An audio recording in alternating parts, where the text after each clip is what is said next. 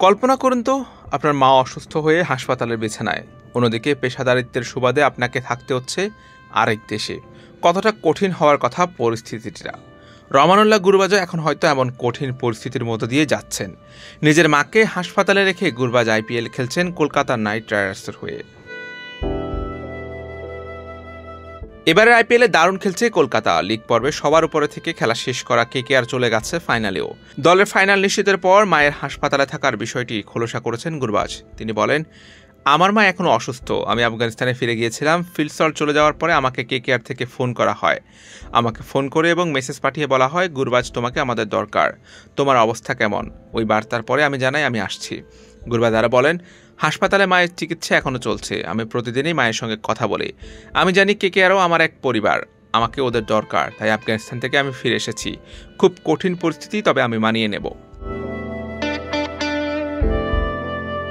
গুরবাজ আরও বলেন, হাসপাতালে মায়ের চিকিৎসা এখনও চলছে। আমি প্রতিদিনই মায়ের সঙ্গে কথা বলি। আমি জানি কেকেআরও আমার এক পরিবার, আমাকে ওদের দরকার, তাই আফগানিস্তান থেকে আমি ফিরে এসেছি।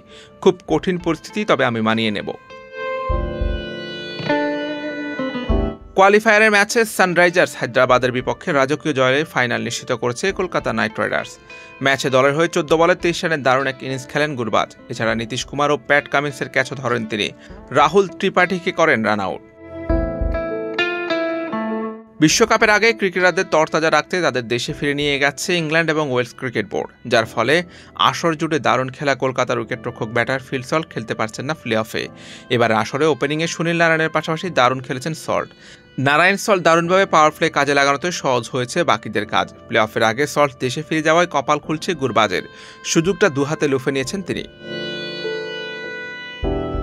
অসুস্থ মাকে আফগানিস্তানে গিয়ে দেখে এসেছেন আইপিএলের মাঝপথে। পরে কেকেআরের টানে আবার ফিরেছেন আইপিএলে। কলকাতার হয়ে আইপিএলের শিরোপাটা জিততে পারলে হয়তো গুরবাজের এই আত্মত্যাগ সার্থক হবে।